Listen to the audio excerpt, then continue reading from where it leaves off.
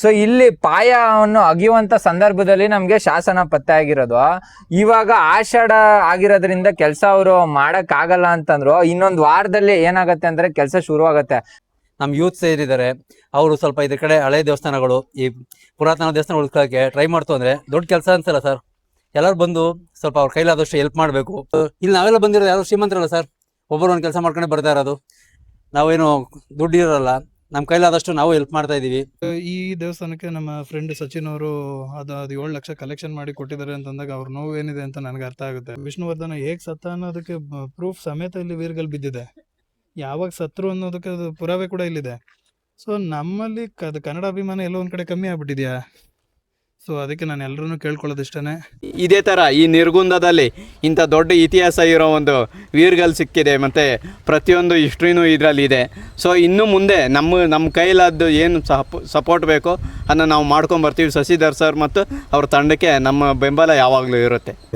ನಾವು ಏನೋ ಅಂತ ಕಲ್ಲು ಮಕಡೆ ಹಾಕಿಬಿಟ್ಟಿದ್ರು ಸರ್. ಮಕಡೆ ಹಾಕಿದಾಗ ತೆಗೆದು ಇಟ್ಟಾಗ ಒಂದು ವಿಗ್ರಹ ಕಾಣಿಸ್ತು, ಶಿವಲಿಂಗ ಕಾಣಿಸ್ತು. ತೆಗೆದು ಆಚೆ ಕಡೆ ಇಟ್ಟು ಯೋಗೇಶ್ ಅಂತ ಹ್ಞೂ ಸರ್. ನಾವಿಲ್ಲೇ ನಾವು ಎಲ್ಲ ಇವರು ಎಲ್ಲ ಸೇರ್ಕೊಂಡು ನಾವು ತೆಗಿತಾ ಇದ್ವಿ. ಅವಾಗ ಇದು ಸಿಕ್ತು, ಅವಾಗ ನೋಡಿ ಇದು ಮಾಡಿದ್ವಿ ಅಷ್ಟೇ ಸರ್. ಈ ವೀರ್ಗಲ್ಲನ್ನು ಮಕಡೆ ಹಾಕಿದ್ರು, ಅದು ತೆಗೆದ್ಬಿಟ್ಟು ನಾವು ಸಪ್ರೇಟಾಗಿ ತೆಗೆದಿಟ್ಟಿದ್ದೀವಿ. ನಿಮ್ಗೇನು ಅನಿಸ್ತು ಇದು ನೋಡಿದಾಗ?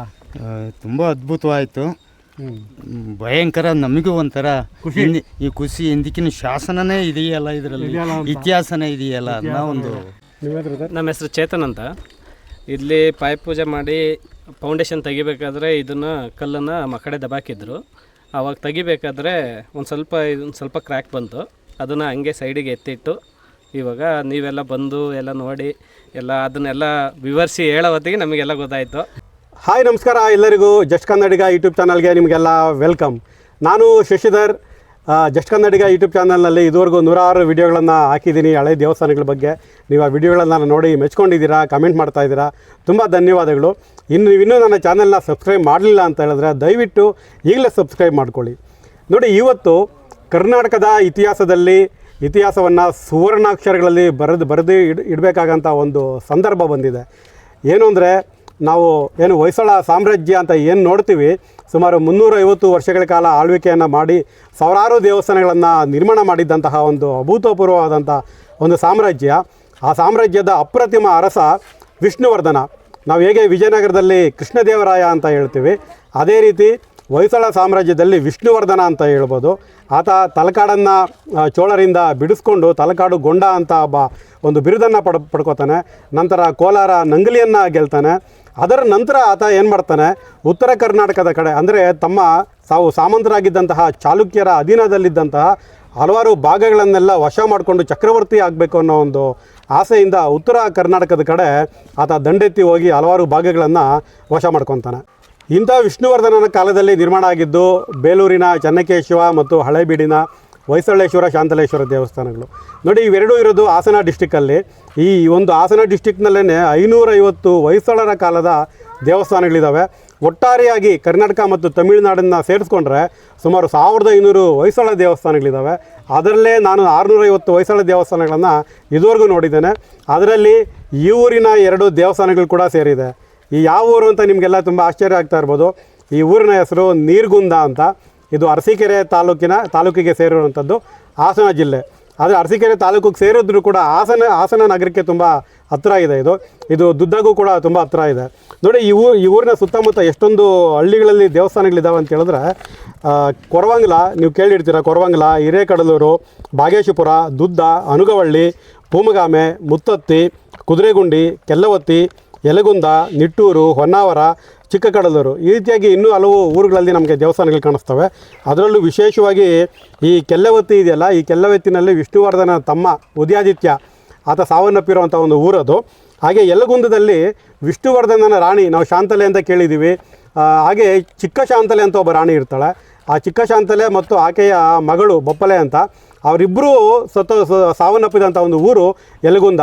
ಅವರಿಬ್ಬರು ನೆನಪಲ್ಲಿ ವಿಷ್ಣುವರ್ಧನ ಅಲ್ಲೊಂದು ದೇವಸ್ಥಾನವನ್ನು ಕಟ್ಟಿಸಿದ್ದಾನೆ, ಶಾಂತಲೇಶ್ವರ ಬೊಪ್ಪಲೇಶ್ವರ ಅಂತ. ಈಗ ರಿನೋವೇಷನ್ ಆಗಿ ಚೆನ್ನಾಗಿದೆ. ಸೊ ಇಂಥ ಒಂದು ಅಪರೂಪದ ದೇವಸ್ಥಾನಗಳಿರುವಂಥ ಭಾಗ ಇದು. ಹಾಗೆ ಇಲ್ಲಿ ಕುದುರೆಗುಂಡಿ ಅಂತಿದೆ. ಆ ಕುದುರೆಗುಂಡಿನಲ್ಲಿ ಇರುವಂಥ ವೀರಗಲ್ಲುಗಳಲ್ಲಿ ಮೊಟ್ಟ ಮೊದಲನೇ ಬಾರಿಗೆ ಹಾಸನ ಅನ್ನುವ ಪದ ಬಂದಿದೆ ನಮಗೆ. ಅಂದರೆ ಹಾಸನ, ಏನು ನಾವೀಗ ಹಾಸನ ಅಂತ ಜಿಲ್ಲೆ ಅಂತ ಕರಿತಿದ್ದೀವಿ, ಈ ಹಾಸನ ಅನ್ನೋ ಒಂದು ಊರಿನ ಬಗ್ಗೆ ಉಲ್ಲೇಖ ನಮಗೆ ಕುದುರೆಗುಂಡಿಯ ಶಾಸನದಲ್ಲಿ ಬಂದಿದೆ. ಈ ಕುದುರೆಗುಂಡಿಯ ಅನೇಕ ಸೈನಿಕರು ಮತ್ತು ಈ ಊರಿನ ಸೈನಿಕರು ವಿಷ್ಣುವರ್ಧನ ಆನಗಲ್ ಕಡೆ ಯುದ್ಧಕ್ಕೆ ಹೋದಾಗ ಅವರು ಸೈನಿಕರಾಗಿ ಆ ಯುದ್ಧಗಳಲ್ಲಿ ಭಾಗವಹಿಸಿದರು. ನೋಡಿ, ವಿಷ್ಣುವರ್ಧನ ಈ ಕಡೆ ಎಲ್ಲ ಭಾಗಗಳನ್ನೆಲ್ಲ ಗೆದ್ದುಕೊಂಡು ನಂತರ ಉತ್ತರ ಕರ್ನಾಟಕದ ಹೋಗ್ತಾನೆ, ಅಲ್ಲಿ ಬನವಾಸಿಯನ್ನು ಗೆಲ್ತಾನೆ. ಬನವಾಸಿಯ ನಂತರ ಹಾನಗಲ್ಗೆ ಹೋಗ್ತಾನೆ, ಅಲ್ಲಿ ತುಂಬ ದೊಡ್ಡ ಸೇನೆ ಇರುತ್ತೆ ಹಾನಗಲ್ ಕದಂಬರದ್ದು. ಹಾನಗಲ್ ಕೋಟೆಯನ್ನು ವಶ ಮಾಡ್ಕೋತಾನೆ. ಆ ಕೋಟೆಯನ್ನು ವಶ ಮಾಡ್ಕೊಳ್ಳೋಂಥ ಸಂದರ್ಭದಲ್ಲಿ ಕುದುರೆಗುಂಡಿ ಅನೇಕ ಸೈನಿಕರು ಸಾವನ್ನಪ್ಪಿದ್ದಾರೆ. ಅವ್ರ ನೆನಪಿಗೆ ಹಾಕಿರುವಂಥ ವೀರಗಲ್ಲುಗಳು ಕುದುರೆಗುಂಡಿನಲ್ಲಿದ್ದಾವೆ. ಹಾನಗಲ್ಲನ್ನು ವಶಪಡಿಸ್ಕೊಂಡು ನಂತರ ಆತ ಬಂಕಾಪುರಕ್ಕೆ ಹೋಗ್ತಾನೆ. ಬಂಕಾಪುರನ ವಶ ಮಾಡ್ಕೋತಾನೆ. ಬಂಕಾಪುರವನ್ನು ತನ್ನ ಉಪ ರಾಜಧಾನಿಯನ್ನಾಗಿ ಮಾಡ್ಕೋತಾನೆ. ಆತ ಬಹುಕಾಲ ಅಲ್ಲೇ ಇರ್ತಾನೆ. ಆತ ಸಾವನ್ನಪ್ಪುವರೆಗೂ ಕೂಡ ಅಲ್ಲೇ ಇರ್ತಾನೆ. ಸೊ ಅಂಥ ಒಂದು ಬಂಕಾಪುರ ನಮಗೆ ಹಾವೇರಿ ಜಿಲ್ಲೆಯಲ್ಲಿ ಸಿಗುತ್ತೆ. ಸೊ ಅಲ್ಲಿವರೆಗೂ ಕೂಡ ವಿಷ್ಣುವರ್ಧನ ದಂಡೆತ್ತಿ ಹೋಗ್ತಾನೆ. ಯಾಕೆ ಅಂತ ಹೇಳಿದ್ರೆ ಆತ ಚಾಲುಕ್ಯರ ಸಾಮಂತನಾಗಿದ್ದರೂ ಕೂಡ 1127ರಲ್ಲಿ ತನ್ನ ಪ್ರಭು ಯಾರು 6ನೇ ವಿಕ್ರಮಾದಿತ್ಯ ಇರ್ತಾನಲ್ಲ, ಆತ ಸಾವನ್ನಪ್ತಾನೆ. 1128ರಲ್ಲಿ ವಿಷ್ಣುವರ್ಧನ ಮೊಟ್ಟ ಮೊದಲ ಬಾರಿಗೆ ಆ ಕಡೆಗೆ ದಂಡೆತ್ತಿ ಹೋಗ್ತಾನೆ. ಯಾಕಂದರೆ 6ನೇ ವಿಕ್ರಮಾದಿತ್ಯ ಸಾವನ್ನಪ್ಪಿರ್ತಾನೆ. ಆಗೋಗಿ ಬನವಾಸಿಯನ್ನು ಗೆದ್ಕೋತಾನೆ. ಆನಗಲ್ ಕೋಟೆ ತುಂಬ ಪ್ರಬಲವಾಗಿರುವಂಥದ್ದು. ಆನಗಲ್ನ ಕದಂಬರು ತುಂಬ ಪ್ರತಿರೋಧ ತೋರ್ತಾರೆ. ಆಗ ವಿಷ್ಣುವರ್ಧನ ಹಿಮ್ಮೆಟ್ತಾನೆ. ಮತ್ತೆ 1130ರಲ್ಲಿ ಮತ್ತೆ ಹೋಗ್ತಾನೆ. ತನ್ನ ಸಾಮಂತರನ್ನೆಲ್ಲ ಒಗ್ಗೂಡಿಸ್ಕೊಂಡು ಹೋಗ್ತಾನೆ. ಅದರಲ್ಲಿ ಉಳಿಯಾರು ಅಂತ ಏನಿದೆ ಅದರ ಸಾಮಂತ ಕೂಡ ಒಬ್ಬ. ಆ ಸಾಮಂತ ಆನಗಲ್ ಕೋಟೆಯನ್ನು ಗೆದ್ದುಕೊಂಡು ಅಲ್ಲಿನ ಕುದುರೆಗಳನ್ನು ವಶ ಮಾಡಿಕೊಂಡು ವಿಷ್ಣುವರ್ಧನನಿಗೆ ತಂದುಕೊಡ್ತಾನೆ. ಆ ಜಯ ಸಿಗುತ್ತೆ. ಅಲ್ಲಿಂದ ಮುಂದೆ ಬಂಕಾಪುರಕ್ಕೆ ಹೋಗಿ ಅಲ್ಲಿ ರಾಜಧಾನಿಯನ್ನು ಮಾಡ್ಕೊತಾರೆ. ನೋಡಿ, ಇಂಥ ವಿಷ್ಣುವರ್ಧನ 1142ರಲ್ಲಿ ಸಾವನ್ನಪ್ಪಿದ. ಆತನ ಶರೀರವನ್ನು ಚಿಕ್ಕಮಗಳೂರು ಹತ್ರ ಮೂಡಿಗೆರೆ ತಾಲೂಕು ಹತ್ರ ತೊಗೊಂಬರ್ಬೇಕಾದ್ರೆ ಅಲ್ಲಿ ಒಂದು ಹೋರಾಟ ಆಗುತ್ತೆ. ಅಲ್ಲಿ ಒಬ್ಬ ಸೈನಿಕ ಸತ್ತೋಗ್ತಾನೆ. ಅವನು ನೆನಪಿಗೆ ಹಾಕಿರುವಂಥ ಒಂದು ವೀರಗಲ್ಲಿದೆ, ಹವಳ್ಳಿ ವೀರಗಲ್ಲು ಅಂತ. ಆ ವೀರಗಲ್ಲಿನಲ್ಲಿ ಬಂಕಾಪುರದಲ್ಲಿ ವಿಷ್ಣುವರ್ಧನ ಆಳ್ವಿಕೆಯನ್ನು ಮಾಡುತ್ತಿರಲು ಹಿರಿಯರಸ ಬಿಟ್ಟಿದೇವ ಸಾವನ್ನಪ್ಪಿದಾಗ ಅವನ ದೇಹವನ್ನು ಇಲ್ಲಿಗೆ ತೊಗೊಂಬರ್ತಾರೆ ಮೂಡಿಗೆರೆಗೆ, ಆನೆ ಮೇಲೆ ಸಂಪತ್ತನ್ನು ಏರ್ಕೊಂಡು. ಆ ಬಂದಾಗ ದಾರಿನಲ್ಲಿ ಕಳ್ಳರು ಅಟ್ಯಾಕ್ ಮಾಡಿಬಿಡ್ತಾರೆ ಆ ಸಂಪತ್ತಿಗೋಸ್ಕರ. ಆಗ ಒಬ್ಬ ಅಲ್ಲಿ ಹೋರಾಡಿ ಒಬ್ಬ ಸತ್ತೋಗ್ತಾನೆ, ಅವನು ನೆನಪಿಗೆ ಹಾಕಿದ್ದಾರೆ. ಅದರಲ್ಲಿ ಮೆನ್ಷನ್ ಆಗಿರೋಂಥ ಹಿರಿಯರಸ ಬಿಟ್ಟಿದೇವನೇ ವಿಷ್ಣುವರ್ಧನ ಅಂತ ಇದುವರೆಗೂ ಎಲ್ಲ ವಿದ್ವಾಂಸರು ನಿರ್ಧರಿಸಿದ್ರು. ಆದ್ದರಿಂದ 1142ರಲ್ಲೇ ವಿಷ್ಣುವರ್ಧನ ಸತ್ತಿದ್ದು ಅಂತ ಡಿಕ್ಲೇರ್ ಮಾಡಿದರು. ಆದರೆ ಇನ್ನೂ ಒಂದು ಗುಂಪಿದೆ ನಮ್ಮ ಇತಿಹಾಸಕಾರರಲ್ಲಿ. ಅವರು ಏನು ಅಂದ್ಕೊಂಡಿದ್ರು, ನಮಗೆ 1149ವರೆಗೂ ಕೂಡ ವಿಷ್ಣುವರ್ಧನ ಆಳುತ್ತಿರಲು ಅನ್ನೋ ಶಾಸನಗಳು ಸಿಕ್ಕಿದ್ದಾವೆ. ಆದ್ದರಿಂದ ಆತ ಸುಮಾರು 152ವರೆಗೂ ಬದುಕಿದ್ದ ಅಂತ ಡಿಕ್ಲೇರ್ ಮಾಡಿದ್ದಾರೆ. ಆದ್ದರಿಂದ ಈ ಒಂದು ಗೊಂದಲ ನಮಗೆ 106 ವರ್ಷಗಳಿಂದ ಇತ್ತು, 142 ಅಥವಾ 152 ಅಂತ. ಆ ಎಲ್ಲ ಗೊಂದಲಗಳಿಗೆ ತೆರೆ ಎಳೆದಿರುವಂಥದ್ದು ಈ ವೀರಗಲ್ಲು. ಇದರಲ್ಲಿ ಸ್ಪಷ್ಟವಾಗಿ ಕೊಟ್ಟಿದೆ. ಇಲ್ಲಿರುವಂಥ ಹಿಂದೂ ಪಂಚಾಂಗದ ದಿನಾಂಕ ಏನು ಕೊಟ್ಟಿದ್ದಾರೆ ಅದು ಕ್ರಿಶ್ಚಿಯನ್ ಡೇಟ್ಗೆ ಕನ್ವರ್ಟ್ ಮಾಡಿದ್ರೆ ನಮಗೆ 11/12/1141 ಇಸ್ವಿಗೆ ಬರುತ್ತೆ. ಸೊ ಇದರಿಂದ ನಮಗೆ ಸ್ಪಷ್ಟವಾಗಿ ಅದೇ ದಿನ ವಿಷ್ಣುವರ್ಧನ ಅಲ್ಲಿ ತೀರ್ಕೊಂಡ ಅನ್ನೋದು ನಮಗೆ ಸ್ಪಷ್ಟವಾಗಿ ಗೊತ್ತಾಗ್ತಾ ಇದೆ. ನೋಡಿ, ಈ ವೀರಗಲ್ಲು ಎಷ್ಟು ಅದ್ಭುತವಾಗಿದೆ ಅಂತ ಹೇಳಿದ್ರೆ ಇದು ನಮಗೆ ಮಣ್ಣಲ್ಲಿ ಸಿಕ್ಕಿದ್ದು, ಇದುವರೆಗೂ ಪ್ರಕಟ ಆಗಿಲ್ಲ. ಯಾಕಂದರೆ ಯಾರ ಕಣ್ಣಿಗೂ ಇದು ಬಿದ್ದಿರಲಿಲ್ಲ. ಅಪ್ರಕಟಿತ ಶಾಸನ ಇದು ಸುಮಾರು ಒಂದು 5.5 ಅಡಿ ಎತ್ತರ ಇದೆ ಕಲ್ಲಿದು, ಬಳಪದ ಕಲ್ಲು. ಈ ಬಳಪದ ಕಲ್ಲನ್ನು 3 ಲೇಯರ್ ಮಾಡಿದ್ದಾರೆ. ಮೊದಲನೇ ಲೇಯರಲ್ಲಿ ಒಂದು ಆತ್ಮಾಹುತಿ ಆಗ್ತಾ ಇರುವಂಥ ಒಂದು ಸನ್ನಿವೇಶ ಇದೆ. ಮಧ್ಯಭಾಗದಲ್ಲಿ ಸುರಲೋಕಕ್ಕೆ ಹೋಗ್ತಾ ಇರೋಂಥ ಸನ್ನಿವೇಶ, ಮೇಲ್ಭಾಗದಲ್ಲಿ ಮೋಕ್ಷದ ಒಂದು ಸನ್ನಿವೇಶ ಇದೆ. ನೋಡಿ, ಇಲ್ಲಿ ಈ ಒಂದು ಪಟ್ಟಿಕೆ 2 ಪಟ್ಟಿಕೆ ಇದೆ. ಇಲ್ಲಿ ಶಾಸನ ಇದೆ, ಇಲ್ಲಿ ಶಾಸನ ಇದೆ. ಇಲ್ಲಿ ಒಟ್ಟು 8 ಲೈನ್ ಇರುವಂಥದ್ದು. 1 2 3 4 5 6 7 8 ಲೈನ್ ಇದೆ ಈ ಒಂದು ಶಾಸನದಲ್ಲಿ. ನೋಡಿ, ಇದು ಕೆಳಭಾಗದಲ್ಲಿ ಆತ ಯಾರು ಅಂತ ಹೇಳ್ತೀನಿ ನಾನು. ಈ ಶಾಸನದ ಪಾಠವನ್ನು ಓದ್ತೀನಿ. ಈ ಶಾಸನದ ಪಾಠವನ್ನು ನಮಗೆ ಬರ್ಕೊಟ್ಟಿದ್ದು ಅಥವಾ ಓದಿಕೊಟ್ಟಿದ್ದು ಡಾಕ್ಟರ್ ಶಶಿಕುಮಾರ್ ನಾಯಕ್ ಅಂತ. ಅವರು ಇದನ್ನು ಶಾಸನದ ಪಾಠವನ್ನು ಕೊಟ್ಟಿದ್ದಾರೆ. ಮೊದಲನೇ ಪಟ್ಟಿಕೆ ನಾವು ಈ ಕಡೆಯಿಂದ ಓದ್ಕೊಂಡು ಹೋಗ್ತೀವಿ. ಹಳಗನ್ನಡ. ಸ್ವಸ್ತಿ ಶ್ರೀಮನ್ ಮಹಾಮಂಡಲೇಶ್ವರ ತ್ರಿಭುವನಮಲ್ಲ ತಳಕಾಡು ಗಂಗವಾಡಿ ನೊಣಂಬವಾಡಿ ಬನವಸೆ ಹಾನಗಲ್ಗೊಂಡ ಭುಜಬಳ ವೀರಗಂಗ ವಿಷ್ಣುವರ್ಧನ ದೇವ ಹಾನಗಲ್ಲ ದಿಗ್ವಿಜಯದ ಬಂಕಾಪುರದ ನೆಲೆವೀಡಿನಲು ಸುಖಸಂಕತ ವಿನೋದದಿಂದ ರಾಜ್ಯಂಗೆಯುತ್ತ ಮಿರೆ ಶಕವರ್ಷ ಸಾಸಿರದ 64. ನೋಡಿ, ಇದು ವಿಶೇಷ. ಇದು ಸಾಸಿರದ ಅನ್ನೋದು ನಮಗೆ ಅಕ್ಷರಗಳಲ್ಲಿ ಕೊಟ್ಟಿದ್ದಾರೆ, 64 ಅನ್ನೋದು ಸಂಖ್ಯೆಗಳಲ್ಲಿ ಕೊಟ್ಟಿದ್ದಾರೆ. ಸಾಸಿರದ 64ನೇ ದುರ್ಮತಿ ಸಂವತ್ಸರದ ಪುಷ್ಯ ಶುದ್ಧ ಏಕಾದಶಿ ಸೋಮವಾರದಂದು ಸುರಲೋಕಮ ನೇಯ್ದಿದಲ್ಲಿ, ಈ ವರ್ಡ್ ತುಂಬ ಇಂಪಾರ್ಟೆಂಟು ನಾವು ಇದನ್ನು ಡಿಕ್ಲೇರ್ ಮಾಡೋದಕ್ಕೆ. ಸೋಮವಾರದಂದು ಸುರಲೋಕಮ ನೇಯ್ದಿದಲ್ಲಿ ಹೂಣಿಕೆ ಹೂಣಿಕೆ ಅಂದರೆ ಪ್ರತಿಜ್ಞೆ ಮಾಡೋದು ಅಂತ. ಬೊಪ್ಪ ಅಂದರೆ ಅವನು ಇಲ್ಲೇನು ಕೂತಿದ್ದಾನಲ್ಲ ಅವನ ಹೆಸರು ಬೊಪ್ಪ. ಆ ಹೂಣಿಕೆ ಪ್ರತಿಜ್ಞೆ ಮಾಡಿದಂತಹ ಹೂಣಿಕೆ ಬೊಪ್ಪನ ಜೋಳವ್ಯಾಳಿ ವೇಳೆವ್ಯಾಳಿಯಲ್ಲಿ ನಿಲ್ಲಿಸಿದ ಹೂಣಿಕೆ ಬೊಪ್ಪ ಆತನ ಸತಿ ಅಂದರೆ ಹೆಂಡತಿ ಶ್ರೀ ತಿಳಕಿ ತಾನೆ ನೆಲ್ಕೆ ಪತಿವ್ರತೆ ಮಾರವೇ ಪುರುಷಗೆ ಅಂದರೆ ತನ್ನ ಗಂಡನಿಗೆ ಪರೋಕ್ಷ ವಿನಯವ ಮಾಡಿದಳು. ಮೊದಲನೇ ಪಟ್ಟಿಕೆಯ ಸಾರಾಂಶ ಇದು. ಅಂದರೆ ವಿಷ್ಣುವರ್ಧನ ಆತನಿಗೆ ಇದ್ದಂಥ ಒಂದು ಬಿರುದು ತ್ರಿಭುವನ ಮಲ್ಲ, ಚಾಲುಕ್ಯರ ಸಾಮಂತರಾಗಿದ್ದಕ್ಕೆ ತಳಕಾಡು, ಗಂಗವಾಡಿ, ನೊಣಂಬವಾಡಿ, ಬನವಸೆ, ಹಾನಗಲ್ಗೊಂಡ, ಭುಜಬಳ, ವೀರಗಂಗ, ವಿಷ್ಣುವರ್ಧನ ದೇವ. ಹಾನಗಲ್ಲ ದಿಗ್ವಿಜಯ ಅಂತ ತುಂಬ ವಿಶೇಷವಾಗಿ ಮೆನ್ಷನ್ ಮಾಡಿದ್ದಾರೆ. ಯಾಕಂದರೆ ತುಂಬ ಕಷ್ಟಪಟ್ಟು ಹಾನಗಲ್ಲನ್ನು ಗೆದ್ಕೊಂಡಿರ್ತಾನೆ ಆತ. ಗೆದ್ಕೊಂಡ ನಂತರ ಬಂಕಾಪುರದಲ್ಲಿ ವಾಸ ಮಾಡ್ತಾ ಇರಬೇಕಾದ್ರೆ ಈ ಒಂದು ಏನು 11/12/1141 ಇಸ್ವಿನಲ್ಲಿ ಸುರಲೋಕಮನೆ ಐದಿದಲ್ಲಿ ಅಂದರೆ ಸುರಲೋಕಕ್ಕೆ ಹೋದ ಅಂದರೆ ಸಾವನ್ನಪ್ಪಿದಾಗ ಆತನ ಗರುಡ ಅಂತ ನಾವೇನು ಹೇಳ್ತೀವಿ, ಆತ ಅಂದರೆ ಹೂಣಿಕೆ ಬೊಪ್ಪನ ಪ್ರತಿಜ್ಞೆ ಮಾಡಿದಂತಹ ಬೊಪ್ಪ ಅನ್ನೋನು ಜೋಳವ್ಯಾಳಿ ವೇಳೆವ್ಯಾಳಿ ಅಂದರೆ ಇದು ಪ್ರತಿಜ್ಞೆ ಮಾಡಿ ಪ್ರಾಣ ಕೊಡುವಂಥದ್ದು. ಆತ ಪ್ರಾಣವನ್ನು ಅರ್ಪಿಸ್ತಾನೆ. ಆತನ ಹೆಂಡತಿ ಮಾರವ್ವೆ, ಆತ ತುಂಬ ದೊಡ್ಡ ಪತಿವ್ರತೆ. ಆಕೆ ಈ ಊರಿನಲ್ಲಿ ತನ್ನ ಗಂಡನ ಪರೋಕ್ಷ ವಿನಯವಾಗಿ ಈ ಒಂದು ವೀರಗಲ್ಲನ್ನು ಹಾಕ್ಸ್ತಾಳೆ. ಪರೋಕ್ಷ ವಿನಯ ಅಂತ ಹೇಳಿದ್ರೆ ಅವನು ಅಲ್ಲಿ ಸತ್ತೋಗಿರ್ತಾನೆ ಬಂಕಾಪುರದಲ್ಲಿ. ಇಲ್ಲಿ ಆತನ ಪರೋಕ್ಷ ವಿನಯವಾಗಿ ಈ ಊರಿನಲ್ಲಿ ಈ ಒಂದು ವೀರಗಲ್ಲನ್ನು ಹಾಕ್ಸಿದ್ದಾಳೆ.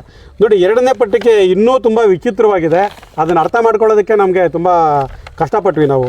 ಏನು ಅಂತ ಹೇಳಿದ್ರೆ ಇದರಲ್ಲಿ ಎರಡನೇ ಪಟ್ಟಿಕೆ ಪೊಯ್ಸೊಳ ಭೂಪಂ ಬನವಾಸಿ ಗೆತ್ತಿ ಕವಂದಿ ಒಳಯಂ ಪಾಯ್ವಲ್ಲಿ ಮಸಣನ ದಳ ಇದಿರೆತ್ತೆಸೆದಿರೆ ಕಿವಿಯಂ ಪರಿದು ಮಾರ್ವಲಮಂ ಪೊಯ್ಸೊಳ ಹೋದಲಿರಿದು ತುರ್ಕಮ ತಂದಲ್ತೆ ಹೂಣಿಕೆ ಬೊಪ್ಪ ಅಂತ. ಅಂದರೆ ಇದು ಈ ಕಾಲಕ್ಕಿಂತ 10 ವರ್ಷಗಳ ಹಿಂದೆ ನಡೆದಿರೋಂಥ ಒಂದು ಘಟನೆಯನ್ನು ನೆನಪು ಮಾಡಿಕೊಂಡು ಆ ಬೊಪ್ಪನಿಗೆ ಗೌರವವನ್ನು ಸಲ್ಲಿಸ್ತಾ ಇದ್ದಾರೆ. ಏನು ಅಂದರೆ ಬನವಾಸಿಗೆ 1130ರಲ್ಲಿ ವಿಷ್ಣುವರ್ಧನ ದಂಡೆತ್ತಿ ಹೋದಾಗ ಉಳಿಯರಿನ ಸಾಮಂತನ ಜೊತೆ ಆ ಒಂದು ಸೈನ್ಯದಲ್ಲಿ ಬೊಪ್ಪ ಕೂಡ ಇರ್ತಾನೆ. ಎಷ್ಟು ವೀರಾವೇಶದಿಂದ ಹೋರಾಡಿ ಅವರ ದಡದಲ್ಲಿದ್ದಂತಹ ಕುದುರೆಗಳನ್ನೆಲ್ಲ ವಶ ಮಾಡಿಕೊಂಡು ಹಲವರ ಕಿವಿಯನ್ನು ಕೊಯ್ದಾಕಿ ಆ ಒಂದು ಜಯವನ್ನು ತಂದುಕೊಟ್ಟು ಕುದುರೆಗಳನ್ನು ವಶ ಮಾಡಿಕೊಂಡು ವಿಷ್ಣುವರ್ಧನಿಗೆ ಗಿಫ್ಟಾಗಿ ಕೊಡೋ ಥರ ಒಂದು ಸನ್ನಿವೇಶವನ್ನು ಈ ಎರಡನೇ ಪಟ್ಟಿಕೆಯಲ್ಲಿ ಕೊಟ್ಟಿದ್ದಾರೆ.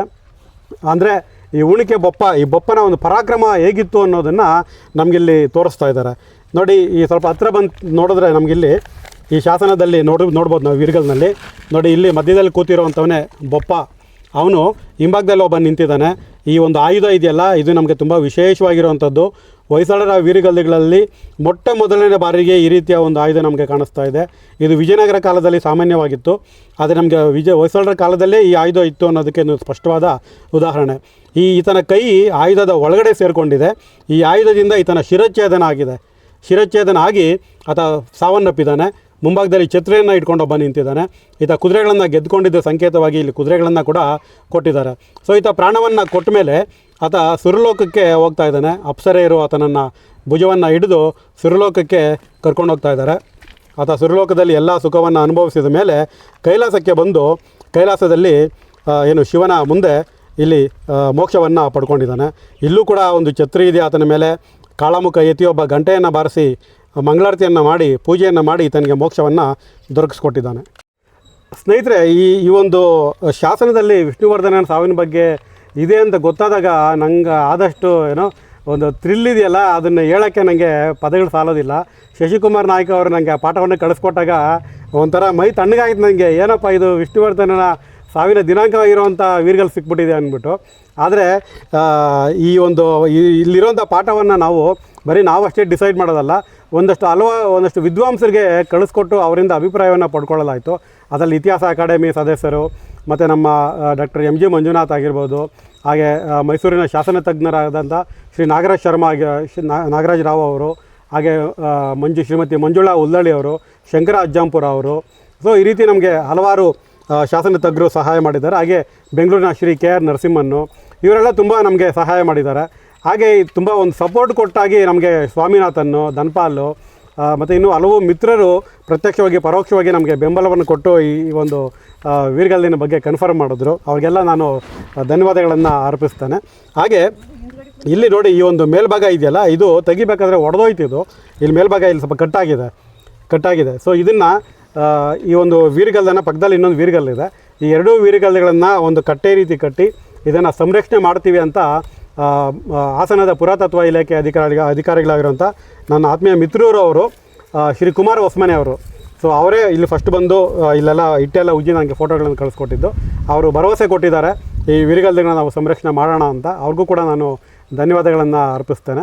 ಹಾಗೆ ಈ ಒಂದು ವೀರಗಲ್ದಿನ ಮೇಲ್ಭಾಗದಲ್ಲಿ ಒಂದು ಏನು ಶಿವಲಿಂಗ ಇದೆಯಲ್ಲ, ಆ ಶಿವಲಿಂಗದ ರಚನೆ ಸ್ವಲ್ಪ ತುಂಬ ವಿಶೇಷವಾಗಿದೆ.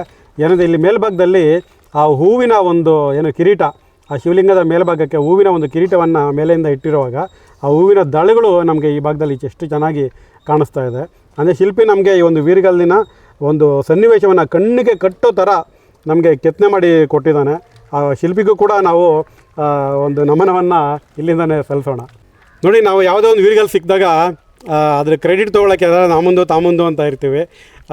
ಸೊ ಇದರಲ್ಲಿ ನನಗೆ ಫಸ್ಟ್ ಈ ಫೋಟೋಗಳನ್ನ ಕಳಿಸ್ಕೊಟ್ಟಿದ್ದು ನನ್ನ ಫ್ರೆಂಡ್ ಸಚಿನ್ ಶಂಕರ್. ಸಚಿನ್ ಬಾಪ, ನೀನೇ ವಿಡಿಯೋ ಆಗಿಲ್ಲ ಅಂದರೆ ಹೇಗೆ?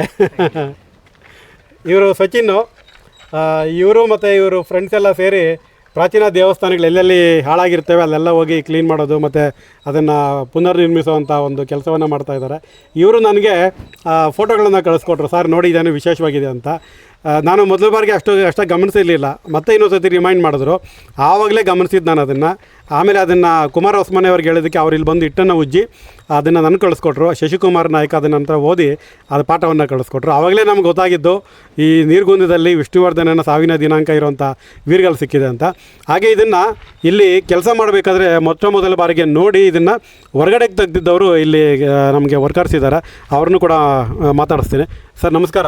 ನಮಸ್ಕಾರ. ನಿಮ್ಮ ಹೆಸರು? ಸೋಮಶೇಖರ್ ಅಂತ. ಫಸ್ಟ್ ನೀವು ನೋಡಿದ್ದು ಇದನ್ನು? ಫಸ್ಟ್ ನಾವೇ ನೋಡಿದ್ವಿ. ನೀವು ಮತ್ತೆ ನಿಮ್ಮ ತಂಡ ನೋಡಿದಾಗ ನಿಮ್ಗೇನು ಏನು ಅನಿಸ್ತಾ ಇದು? ನಾವು ಏನೋ ಅಂತ ಕಲ್ಲು ಮಕಡೆ ಹಾಕಿಬಿಟ್ಟಿದ್ರು ಸರ್.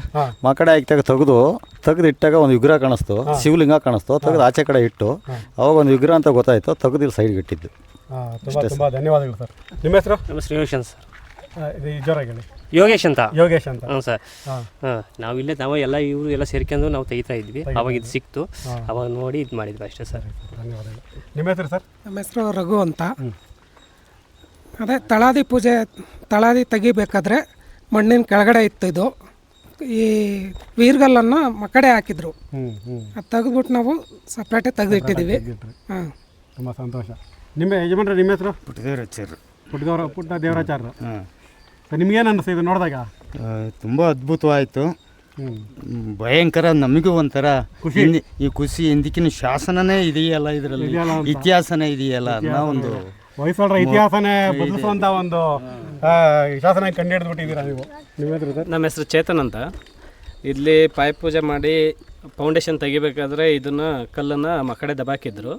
ಆವಾಗ ತೆಗಿಬೇಕಾದ್ರೆ ಒಂದು ಸ್ವಲ್ಪ ಕ್ರ್ಯಾಕ್ ಬಂತು. ಅದನ್ನು ಹಂಗೆ ಸೈಡಿಗೆ ಎತ್ತಿಟ್ಟು ಇವಾಗ ನೀವೆಲ್ಲ ಬಂದು ಎಲ್ಲ ನೋಡಿ ಎಲ್ಲ ಅದನ್ನೆಲ್ಲ ವಿವರಿಸಿ ಹೇಳೋ ಹೊತ್ತಿಗೆ ನಮಗೆಲ್ಲ ಗೊತ್ತಾಯಿತು. ಅದಕ್ಕಿಂತ ಮುಂಚೆ ನಮಗೇನು ಗೊತ್ತಿರಲಿಲ್ಲ. ಫ್ರೆಂಡ್ಸ್ ನೋಡಿ, ಗೊತ್ತಿಲ್ಲದೇನೋ ಇವರೆಲ್ಲ ತುಂಬ ಅದ್ಭುತವಾದ ಕೆಲಸ ಮಾಡಿದ್ದಾರೆ. ಒಂದು ಇತಿಹಾಸ ಬದಲಿಸುವಂಥ ಒಂದು ಕೆಲಸ ಅಂತಲೇ ಹೇಳ್ಬೋದು. ಹಾಗೆ ವಿಶೇಷವಾಗಿ ಈ ನೀರ್ಗುಂದ ಇದೆಯಲ್ಲ, ಇದನ್ನು ಅನೇಕ ಶಾಸನಗಳಲ್ಲಿ ನೀರ್ಗುಂದ ನಾಡು ಅಂತ ಕರೆದಿದ್ದಾರೆ. ಅಂದರೆ ಆಗಿನ ಕಾಲಕ್ಕೆ ಒಂದು ಏನೋ ಜಿಲ್ಲೆ ಅನ್ನೋ ಥರ ಅಷ್ಟು ದೊಡ್ಡ ಸ್ಥಾನ ಪಡ್ಕೊಂಡಿದ್ದಂಥ ಒಂದು ಊರು ನೀರ್ಗುಂದ ನಾಡು. ಇಂಥ ಊರಲ್ಲಿ ಮಲ್ಲೇಶ್ವರ ದೇವಸ್ಥಾನ ಇದೆ. ಈಗ ಲಕ್ಷ್ಮೀನಾರಾಯಣ ದೇವಸ್ಥಾನವನ್ನು ಜೀರ್ಣೋದ್ಧಾರ ಮಾಡ್ತಾ ಇದ್ದಾರೆ. ಅದ್ಭುತವಾಗಿರುವಂಥ ಲಕ್ಷ್ಮೀನಾರಾಯಣ ಮೂರ್ತಿ ಇದೆ. ಅದಕ್ಕೂ ಮೊದಲು ಇಲ್ಲಿ ಗಂಗರ ಕಾಲದ ಒಂದು ದೇವಸ್ಥಾನ ಇತ್ತು ಅನ್ನೋದಕ್ಕೆ ನಮಗೆ ಕೆಲವು ಅವಶೇಷಗಳು ಸಿಕ್ಕಿದ್ದಾವೆ. ಇಲ್ಲಿ ಬಹುಶಃ ಗಂಗರ ಕಾಲದ ದೇವಸ್ಥಾನವನ್ನು ಹೊಯ್ಸಳರು ಜೀರ್ಣೋದ್ಧಾರ ಮಾಡಿ ಅಲ್ಲಿ ಲಕ್ಷ್ಮೀನಾರಾಯಣನ ಪ್ರತಿಷ್ಠಾಪನೆ ಮಾಡಿದ್ರು ಅನಿಸುತ್ತೆ. ಕಾಲಾನಂತರದಲ್ಲಿ ಅದು ಕೂಡ ನಾಶ ಆಗಿ ಒಂದು ಸಣ್ಣ ಗುಡಿಯಾಗಿ ಕಟ್ಕೊಂಡಿದ್ರು. ಈಗ ಸಚಿನ್ ಅವರು ಈ ದೇವಸ್ಥಾನವನ್ನು ಜೀರ್ಣೋದ್ಧಾರ ಮಾಡಿಸ್ಬೇಕು ಅಂತ ಮುಂದೆ ಬಂದು ಇದೆಲ್ಲ ತೆಗಿಬೇಕಾದ್ರೆ ನಮಗೆ ಈ ವೀರಗಲ್ ಸಿಕ್ತು. ನೋಡಿ, ಎಲ್ಲಿಂದ ಎಲ್ಲಿಗೆ ಸಂಬಂಧ. ಸುಮಾರು ಒಂದು ವರ್ಷದಿಂದ ಬಂದು ಇದೇ ದೇವಸ್ಥಾನದ ವಿಡಿಯೋ ಮಾಡ್ಕೊಂಡು ಹೋಗಿದ್ದೆ. ನಂತರ ಬಂದು ಇಲ್ಲಿ ದೇವಸ್ಥಾನವನ್ನು ಜೀರ್ಣೋದ್ಧಾರ ಮಾಡಬೇಕು ಅನ್ನೋ ಮನಸ್ಸು ಬಂತು. ಅದನ್ನು ತೆಗಿಬೇಕಾದ್ರೆ ಇಲ್ಲಿ ಈ ವೀರಗಲ್ ಸಿಕ್ತು. ಎಲ್ಲ ಒಂದಿನ ಒಂದು ಸಂಬಂಧ, ಋಣಾನುಬಂಧ ಸಂಬಂಧ ಅಂತೀವಲ್ಲ, ಆ ಥರದ ಒಂದು ಸಂಬಂಧ ಅನಿಸುತ್ತೆ. ಮಣ್ಣಿನಿಂದ ಎದ್ದು ಬಂದು ಒಂದು ಇತಿಹಾಸ ಹೇಳುವಂಥ ಒಂದು ಕಲ್ಲು ಅಂತ ಹೇಳಿದ್ರೆ ಕತೆ ಹೇಳುವ ಕಲ್ಲುಗಳು ಅಂತ, ಇತಿಹಾಸ ಹೇಳುವ ಕಲ್ಲು ಅಂತ ನಾವು ಕರಿಬೋದು ಇದನ್ನು. ಫ್ರೆಂಡ್ಸ್, ನಮಗೆ ಇದೊಂದೇ ವೀರಗಲ್ ಸಿಕ್ಕಿದ್ದಿಲ್ಲಿ. ಇನ್ನೂ ಒಂದು ವೀರಗಲ್ ಸಿಕ್ಕಿದೆ. ಅದು ಇಡೀ ಕರ್ನಾಟಕದಲ್ಲಿ ಸಿಕ್ಕಿರೋಂಥ ಕೆಲವು ವೀರಗಲ್ಗಳಲ್ಲಿ ಇದು ಕೂಡ ಸೇರಿಕೊಳ್ಳುತ್ತೆ. ಇವಾಗ ಏನು ಅಂದರೆ, ಆತ್ಮಾಹುತಿ ಆಗುವಂಥ ಸಂದರ್ಭದಲ್ಲಿ ಗಂಡ ಹೆಂಡತಿ ಇಬ್ಬರು ಆತ್ಮಾಹುತಿ ಮಾಡ್ಕೊಳ್ಳೋಂಥ ಅನೇಕ ಸಂದರ್ಭಗಳಿದ್ದಾವೆ. ಅದರಲ್ಲಿ ಈ ಊರಿನ ಒಂದು ವೀರಗಲ್ ಕೂಡ ತುಂಬ ವಿಶೇಷವಾದ್ದು. ಇದುವರೆಗೂ ನಮಗೆ ಕರ್ನಾಟಕದಲ್ಲಿ ಒಂದು 2-3 ಸಿಕ್ಕಿದ್ದಾವೇನೋ ಅಷ್ಟೇ. ಅರಸೀಕೆರೆ ಶಿವಾಲಯದ ಹತ್ರ ಈ ಥರದೊಂದು ವೀರಗಲ್ಲಿದೆ. ಗಂಡನೇ ಹೆಂಡತಿಯನ್ನು ಸಾಯಿಸಿ ತಾನೂ ಕೂಡ ಸತ್ತು ಇಬ್ಬರು ಆತ್ಮಾರ್ಪಣೆ ಮಾಡ್ಕೊಂಡಿರುವಂಥದ್ದು. ಬಹುಶಃ ವಿಷ್ಣುವರ್ಧನ ತೀರ್ಕೊಂಡಾಗ ಈ ಊರಿನಲ್ಲಿ ಇಬ್ಬರು ದಂಪತಿಗಳು ಕೂಡ ಸಾವನ್ನಪ್ಪಿರುವಂಥ ಒಂದು ಸಾಧ್ಯತೆ ಇದೆ. ಯಾಕಂದರೆ ಇಲ್ಲಿ ನೋಡ್ತಾ ಇದ್ದೀರಾ ನೀವು ಇಲ್ಲಿ ಏನೋ ಪುರುಷ ಹರಿತವಾದ ಕತ್ತಿಯನ್ನು ಇಟ್ಕೊಂಡು ಆಕೆ ಎದೆಗೆ ಚುಚ್ಚಿದ್ದಾನೆ. ಮುಡಿಯನ್ನು ಇಟ್ಕೊಂಡು ಅಂದರೆ ಬ್ಯಾಲೆನ್ಸ್ಗೆ ಮುಡಿಯನ್ನು ಇಟ್ಕೊಂಡು ಬಲಭಾಗದ ಕೈಯಿಂದ ಹರಿತವಾದ ಖಡ್ಗದಿಂದ ಆಕೆಯನ್ನು ಇರಿದಿದ್ದಾನೆ. ಸೊ ಅದರಿಂದ ಆಕೆ ಸತ್ತೋಗಿದ್ದಾಳೆ. ನಂತರ ಈತನ ಕೂಡ ಸತ್ತೋಗಿದ್ದಾನೆ. ನಂತರ ಇಲ್ಲಿ ಮೇಲ್ಭಾಗದಲ್ಲಿ ಬಂದರೆ ಇಲ್ಲಿ ನಾವು ಏನೋ ಗಂಡ ಹೆಂಡತಿ ಏನು ಇಬ್ಬರು ಸತ್ತೋಗಿದ್ದಾರಲ್ಲ, ಅವರಿಬ್ಬರು ಅಪ್ಸರೆಯರ ಜೊತೆ ಸುರಲೋಕಕ್ಕೆ ಹೋಗ್ತಾ ಇದ್ದಾರೆ. ನಂತರ ಸುರಲೋಕದಿಂದ ಅವರು ಕೈಲಾಸಕ್ಕೆ ಬಂದು ಅಲ್ಲಿಬ್ಬರು ಏನೋ ಮೋಕ್ಷವನ್ನು ಪಡ್ಕೊಂಡಿರೋಂಥ ಒಂದು ಸನ್ನಿವೇಶ ನಮಗೆ ಮೇಲ್ಭಾಗದಲ್ಲಿ ಕಾಣುತ್ತೆ. ನೋಡಿ ಇಲ್ಲಿ ನಮಗೆ ಗಮನಿಸಿದ್ರೆ ಇಲ್ಲಿ ಒಂದು ಏನೋ ಒಂದು ರಚನೆಯನ್ನು ಏನೋ ಮಾಡಿದ್ದಾರೆ. ಇಲ್ಲಿ ಒಂದು ರಂಗೋಲಿ ರೀತಿ ಅಂತ ಹೇಳ್ಬಹುದು. ಬಹುಶಃ ಆಗಿನ ಕಾಲದಲ್ಲಿ ಮಾಡಿದ್ದಾರೆ ಅನಿಸುತ್ತೆ ಇದು. ಆದರೆ ಇದರಲ್ಲಿ ಶಾಸನ ಇಲ್ಲ. ನಮಗೆ ಈ ರೀತಿಯ ಒಂದು ರಚನೆ ಬಿಟ್ಟರೆ ನಮಗೆ ಈ ಶಾಸನದಲ್ಲಿ ಈ ವಿರಿಗಲ್ಲಿನಲ್ಲಿ ಒಂದು ಅಕ್ಷರ ಇರೋದು ಕಾಣೋದಿಲ್ಲ. ಫ್ರೆಂಡ್ಸ್, ಹಾಸನಿಂದ ನಮ್ಮ ಫ್ರೆಂಡ್ ಕುಮಾರ್ ಅವರು ಬಂದಿದ್ದಾರೆ. ಇಲ್ಲಿ ಒಂದು ವಿರಿಗಲ್ಲು ಸಿಕ್ಕಿದೆ, ಬನ್ನಿ ಅಂತ ಕರೆದೆ. ತುಂಬ ಧನ್ಯವಾದಗಳು ಬಂದಿದ್ದಕ್ಕೆ. ಧನ್ಯವಾದಗಳು ಸರ್, ಥ್ಯಾಂಕ್ ಯು. ನನಗೆ ಶಶಿಧರ್ ಸರ್ ಏನು ಹೊಸಬ್ರಲ್ಲ, ನಾನು ಹೊಸಕೋಟೆನಲ್ಲಿ ಇದ್ದಾಗೆ ಅವ್ರು ಆ್ಯಕ್ಚುಲಿ ನಂಬರ್ ಇತ್ತು. ಆಮೇಲೆ ಇಷ್ಟು ವರ್ಷ ಆದಮೇಲೆ ಇವ್ರ ಇತಿಹಾಸ ಮತ್ತು ಇದೆಲ್ಲ ನೋಡಿದ್ಮೇಲೆ ಮತ್ತು ಇವ್ರ ಪರಿಚಯ ಆಯಿತು. ಸೊ ನನಗೆ ಇದರಲ್ಲಿ ಇತಿಹಾಸದಲ್ಲಿ ತುಂಬ ಇಂಟ್ರೆಸ್ಟ್ ಇದೆ. ಸೊ ಇವರು ಪ್ರತಿಯೊಂದು ಹಿಸ್ಟ್ರಿನೂ ಹುಡುಕ್ತಾ ಹೋದಾಗ 3 ಬುಕ್ಗಳನ್ನ ಇವಾಗ ರೆಡಿ ಮಾಡಿದ್ದಾರೆ. ಅದರಲ್ಲಿ 150 ದೇವಸ್ಥಾನದ್ದು ಇವಾಗ ಮೆನ್ಷನ್ ಮಾಡಿದ್ದಾರೆ. ಹಾಸನ ಜಿಲ್ಲೆಯಲ್ಲಿ ಒಟ್ಟು 500 ದೇವಸ್ಥಾನ ಈಗ ಸಿಕ್ಕಿದೆ. ಅದರದ್ದೆಲ್ಲ ಪ್ರತಿಯೊಂದೂ ಡೀಟೇಲ್ಗಳು ನೋಡಿದಾಗ ಹಾಸನ ಎಷ್ಟು ಸಂಪೂರ್ಣ, ಎಷ್ಟು ಸಂರಕ್ಷಣೆ ಇದಾಗಿದೆ, ಸಂಪದ್ಭರಿತವಾಗಿದೆ ಅಂತ ಹೇಳ್ಕೊಳ್ಳೋದಕ್ಕೆ ನಮಗೆ ಹೆಮ್ಮೆ ಆಗುತ್ತೆ. ಸೊ ನಾನು ಹಾಸನಿಗೆ ಬಂದು 8 ವರ್ಷ ಆಯಿತು. ಹಾಸನದಷ್ಟು ಪ್ರೀತಿ ವಿಶ್ವಾಸ ಇರುವಂಥ ಊರು ನನಗೆ ನಿಜವಾಗ್ಲೂ ಭಾಳ ಖುಷಿಯಾಗುತ್ತೆ. ಮತ್ತು ಇವರೆಲ್ಲ ಮಾಡ್ತಾ ಇರೋದು ನನಗೂ ಕೈ ಜೋಡಿಸ್ಬೇಕು, ನಾನು ಸಮಾಜ ಸೇವೆ ಮಾಡಬೇಕು ಅಂತ ತುಂಬ ಖುಷಿಯಾಗುತ್ತೆ. ಸೊ ಇವಾಗ ಎಲ್ಲ ಥರದಲ್ಲೂ ನಾನು ಸಪೋರ್ಟಾಗಿ ಮಾಡ್ಕೊಂಡು ಬಂದಿದ್ದೀನಿ. ಇದೇ ಥರ ಈ ನಿರ್ಗುಂದದಲ್ಲಿ ಇಂಥ ದೊಡ್ಡ ಇತಿಹಾಸ ಇರೋ ಒಂದು ವೀರ್ಗಲ್ ಸಿಕ್ಕಿದೆ ಮತ್ತು ಪ್ರತಿಯೊಂದು ಹಿಸ್ಟ್ರಿನೂ ಇದರಲ್ಲಿದೆ. ಸೊ ಇನ್ನು ಮುಂದೆ ನಮ್ಮ ಕೈಲಾದ್ದು ಏನು ಸಪೋರ್ಟ್ ಬೇಕೋ ಅದನ್ನು ನಾವು ಮಾಡ್ಕೊಂಬರ್ತೀವಿ. ಶಶಿಧರ್ ಸರ್ ಮತ್ತು ಅವ್ರ ತಂಡಕ್ಕೆ ನಮ್ಮ ಬೆಂಬಲ ಯಾವಾಗಲೂ ಇರುತ್ತೆ. ಫ್ರೆಂಡ್ಸ್, ಈ ಊರಲ್ಲಿ ಇದೆರಡೇ ವೀರ್ಗಲ್, ಇದಕ್ಕಿಂತ ಹಿಂದೆಯೇ ರೆಕಾರ್ಡ್ ಆಗಿರೋಂಥ ಒಂದಷ್ಟು ವೀರ್ಗಲ್ಗಳು ಇಲ್ಲಿ ಮಲ್ಲೇಶ್ವರ ದೇವಸ್ಥಾನ ಹತ್ರ ಇದ್ದಾವೆ. ಅದೇನು ಅಂತ ಹೇಳಿದ್ರೆ ಏನು ನೀರ್ಗುಂದ ಏನಿದೆ ಇಲ್ಲಿ ಪಕ್ಕದಲ್ಲಿ ಮೂತಿಕೆರೆ ಅಂತ ಇದೆ. ಆ ಮೂತಿಕೆರೆವರೆಗೂ ಈ ನೀರ್ಗುಂದದವರೆಗೂ ಗಡಿ ಸಂಬಂಧವಾಗಿ ಯುದ್ಧಗಳಾಗ್ಬಿಟ್ಟಿದೆ ಅವಾಗ. ಅಂದರೆ ಈ ರೀತಿಯ ಗಡಿ ಸಂಬಂಧದ ಯುದ್ಧಗಳು, ಅಂದರೆ ಸೀಮಾ ಸಂಬಂಧ ಅಂತೀವಿ, ಆ ರೀತಿಯ ಕೆಲವು ವೀರ್ಗಲ್ಗಳು ನಮಗೆ ಸಿಗ್ತವೆ. ಕೊರವಂಗಲದಲ್ಲಿ ಕೂಡ ವೀರ್ಗಲ್ಲಿದೆ ಆ ಥರದ್ದು. ಅಂಥ ಒಂದು ಸಂದರ್ಭದಲ್ಲಿ 2 ಊರುಗಳ ಮಧ್ಯೆ ಯುದ್ಧ ಆಗಿದೆ. ಆ ಮೂತಿಕೆರೆಯವ್ರಿಗೆ ನಿಟ್ಟೂರಿನವರು ಸಪೋರ್ಟ್ ಮಾಡ್ತಾರೆ. ಆ ಸಪೋರ್ಟ್ ಮಾಡಿ ಈ ಒಂದು ನೀರ್ಗುಂದದ ಮೇಲೆ ಅಟ್ಯಾಕ್ ಮಾಡೋಕ್ಕೆ ಬರ್ತಾರೆ ನಿಟ್ಟೂರಿನವರು. ಈ ಊರಿನ ಕೆಲವು ವೀರರು ಆ ನಿಟ್ಟೂರವ್ರನ್ನ ಅಟ್ಟಿಸ್ಕೊಂಡು ಹೋಗ್ತಾರೆ ಯಲಗುಂದದವರೆಗೂ ಅಟ್ಟಿಸ್ಕೊಂಡೋಗಿ ಅಲ್ಲಿ ಹೋರಾಟ ಮಾಡಿ ಅಲ್ಲಿ ಕೆಲವು ಸತ್ತೋಗ್ತಾರೆ. ಅವ್ರ ನೆನಪಿಗೆ ಹಾಕಿರೋವಂಥ ಕೆಲವು ವೀರಗಲ್ಲುಗಳು ನಮಗೆ ಇಲ್ಲಿದ್ದಾವೆ. ಹಾಗೆ ಈ ಊರಿನಲ್ಲಿದ್ದಂತಹ ಕೆಲವು ಹಸುಕರುಗಳನ್ನು ಕದ್ಕೊಂಡು ಹೋಗೋಕ್ಕೆ ಕಳ್ಳರು ಬಂದಾಗ ಆ ಕಳ್ಳರ ಜೊತೆ ಹೋರಾಡಿ ಸತ್ತಿರೋರಿಗೆ ಹಾಕ್ಸಿರೋಂಥ ವೀರಗಲ್ಲುಗಳು ಕೂಡ ನಮಗೆ ಮಲ್ಲೇಶ್ವರ ದೇವಸ್ಥಾನ ಹತ್ರ ಇದ್ದಾವೆ.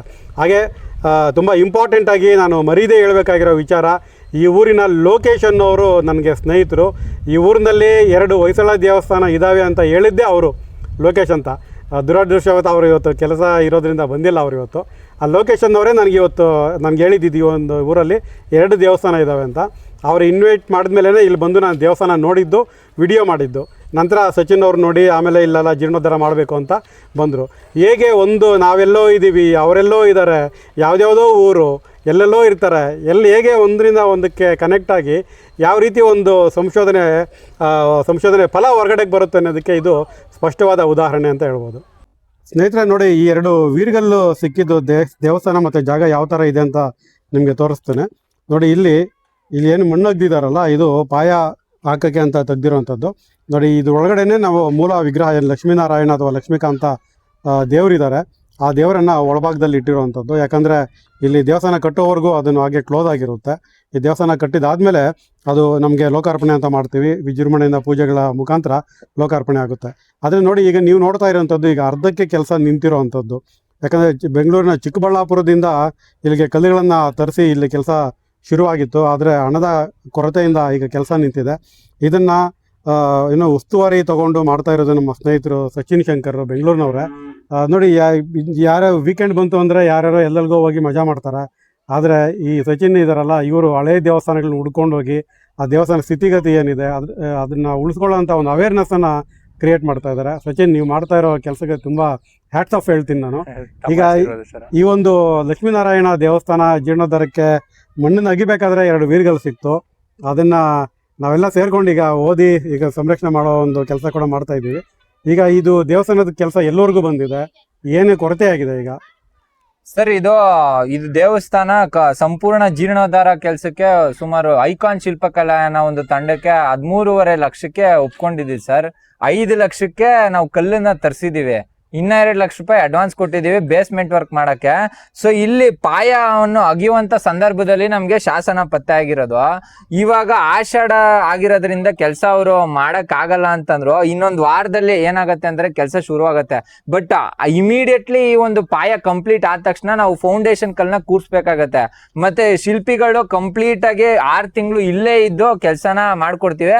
ಬಟ್ ನಮ್ಗೆ ಅಂದ್ರೆ ಫಂಡ್ ಕರೆಕ್ಟ್ ಟೈಮಿಗೆ ಬರ್ತಾ ಇರ್ಬೇಕು ಅಂತ ಹೇಳ್ತಾ ಇದ್ದಾರೆ. ಸೊ ತಮ್ಮ ಒಂದು ವ್ಯೂವರ್ಸ್ ಅಲ್ಲಿ ನಾನು ಏನ್ ಮನವಿ ಮಾಡ್ತೀನಿ ಅಂತಂದ್ರೆ, ತಮ್ಮ ಕೈಲಿ ಎಷ್ಟಾಗತ್ತೋ ಅಷ್ಟು ಸಪೋರ್ಟ್ ಮಾಡಿದ್ರೆ, ಇಲ್ಲ ಅಂತಂದ್ರೆ ಅವರು ಸೈಟ್ಗೆ ಬಂದು ಡೊನೇಷನ್ ಮಾಡ್ತೀನಿ ಅಂತಂದ್ರು ಓಕೆ, ನೋ ಇಶ್ಯೂಸ್. ಯಾಕೆ ಅಂತಂದ್ರೆ ಇಲ್ಲಿ ನಮ್ಮ ಊರಿನಲ್ಲಿ ಚೇತನ್ ಅನ್ನೋರು ಇದ್ದಾರೆ, ಅವ್ರ ಅಣ್ಣ ರಘು ಅಂತ ಇದ್ದಾರೆ. ಅವರೇ ಮುತುವರ್ಜಿ ತಗ್ಸ್ಕೊಂಡು ಇಷ್ಟೊಂದೆಲ್ಲ ಕೆಲಸ ಮಾಡ್ತಾ ಇರೋದು. ಅವರೇ ಡೈರೆಕ್ಟ್ ಆಗಿ ದೇವಸ್ಥಾನದ ಅಕೌಂಟ್ಗೂ ಕೂಡ ಹಾಕ್ಬೋದು ಅಂತ ನಾನು ಹೇಳ್ತೀನಿ ಸರ್. ಸಚಿನ್, ಧನ್ಯವಾದಗಳು. ಈ ಒಂದು ಎಸ್ಟಿಮೇಟ್ ಎಷ್ಟಾಗಿದೆ, ಇದುವರೆಗೂ ಕೆಲಸ ಎಷ್ಟಾಗಿದೆ ಮತ್ತು ಬಾಕಿ ಎಷ್ಟಿದೆ ಅನ್ನೋ ತಿಳಿಸ್ಕೊಟ್ರಿ. ಹಾಗೆ ನಮ್ಮ ಸಚಿನ್ ಅವರ ಸ್ನೇಹಿತರು ಸಂತೋಷ್ ಇದ್ದಾರೆ.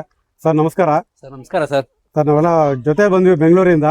ಸೊ ನಿಮ್ಗೆ ಈ ಒಂದು ಜಾಗ ನೋಡಿ ಏನ್ ಅನಿಸ್ತಿದೆ? ಕೆಲಸ ನಿಂತೋಗಿದೆ, ಅದ್ರ ಬಗ್ಗೆ ನೀವೇನ್ ಹೇಳ್ತೀರಾ? ಸರ್, ಒಂದ್ ಕಡೆ ತುಂಬಾ ಖುಷಿ ಆಗುತ್ತೆ, ಒಂದ್ ಕಡೆ ತುಂಬಾ ಬೇಜಾರಾಗುತ್ತೆ ಸರ್. ನಮ್ಮ ಹಳೆ ಪುರಾತನ ದೇವಸ್ಥಾನ ಈ ಸ್ಥಿತಿಲಿದೆ ನೋಡಿ, ವೀರಗಲ್ ಸಿಕ್ಕಿದೆ, ಅದೆಲ್ಲ ಈ ಸ್ಥಿತಿಲಿ ನೋಡೋಕೆ ತುಂಬಾ ಬೇಜಾರಾಗುತ್ತೆ ಸರ್. ನಾವೆಲ್ಲೆಲ್ಲೋ ಹೋಗಿ ವೀಕೆಂಡ್ ಅಲ್ಲಿ ಮಜಾ ಮಾಡ್ತೀವಿ, ಮಸ್ತಿ ಮಾಡ್ತೀವಿ ಸರ್. ಅದನ್ನೆಲ್ಲ ಸ್ವಲ್ಪ ಬದಿಗಿಟ್ಟು ನಮ್ಮ ಯೂತ್ ಸೇರಿದ್ದಾರೆ, ಅವರು ಸ್ವಲ್ಪ ಇದ್ರ ಕಡೆ ಹಳೆ ದೇವಸ್ಥಾನಗಳು, ಈ ಪುರಾತನ ದೇವಸ್ಥಾನ ಉಳ್ಕೊಳ್ಳೋಕೆ ಟ್ರೈ ಮಾಡ್ತು ಅಂದ್ರೆ ದೊಡ್ಡ ಕೆಲಸ ಅನ್ಸಲ್ಲ ಸರ್. ಎಲ್ಲರೂ ಬಂದು ಸ್ವಲ್ಪ ಅವ್ರ ಕೈಲಾದಷ್ಟು ಹೆಲ್ಪ್ ಮಾಡಬೇಕು. ನೋಡಿ, ಇದು 13.5 ಲಕ್ಷ 14 ಲಕ್ಷ ಆಗುತ್ತೆ ಅಂತ ಹೇಳಿದ್ದಾರೆ. ನೀವೇ ನೋಡ್ತಾ ಇದ್ದೀರಾ, ಅಲ್ಲಿ ಕಲ್ಲು ಹೊಡ್ಸಿರೋದು ಚಿಕ್ಕಬಳ್ಳಾಪುರದಿಂದ, ಇಲ್ಲಿ ವೀರಗಲ್ ಬಿದ್ದಿರೋದೆಲ್ಲ ನೋಡ್ತಾ ಇದ್ದೀರಾ.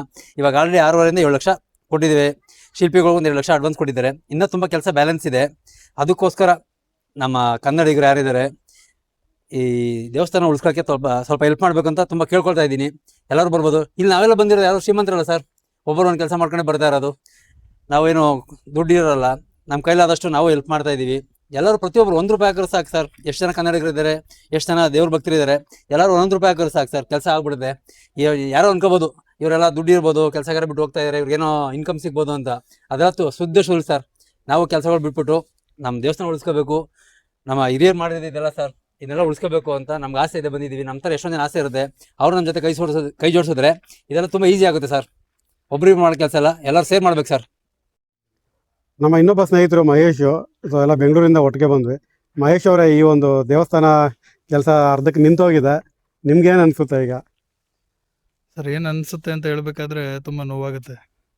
ಯಾಕಂದರೆ ನಮ್ಮ ಕನ್ನಡಿಗರಲ್ಲಿ ಕನ್ನಡಾಭಿಮಾನ ಆಗಲಿ, ನಮ್ಮ ಹಿಂದುತ್ವ ಆಗಲಿ ಸತ್ತೋಗ್ಬಿಟ್ಟಿದೆಯಾ ಅಂತ ಅಂದ್ಬಿಟ್ಟು ಸ್ವಲ್ಪ ಒಂದು ಕಡೆಯಲ್ಲೂ ನೆನೆಸ್ಕೊಳಕ್ಕೆ ಬೇಜಾರಾಗುತ್ತೆ. ಯಾಕೆಂದರೆ ನಮ್ಮ ಈ ಊರಿನ ಸ್ನೇಹಿತರಾದ ಇವರೇ, ನಿಮ್ಮ ಹೆಸರು ಚೇತನ್ ಅವರೆಲ್ಲ ಅವ್ರೊಂದು ಟೀಮ್ ಕಟ್ಕೊಂಡು ಒಂದು ದೇವಸ್ಥಾನ ಡೆವಲಪ್ ಮಾಡಬೇಕು ಅಂತ ಹೊರಟಾಗ ಈ ಊರಿನ ಜನಗಳೇ ಇವ್ರಿಗೆ ಸ್ವಲ್ಪ ಜಾಸ್ತಿ ಸಪೋರ್ಟ್ ಮಾಡ್ತಾ ಇಲ್ಲ.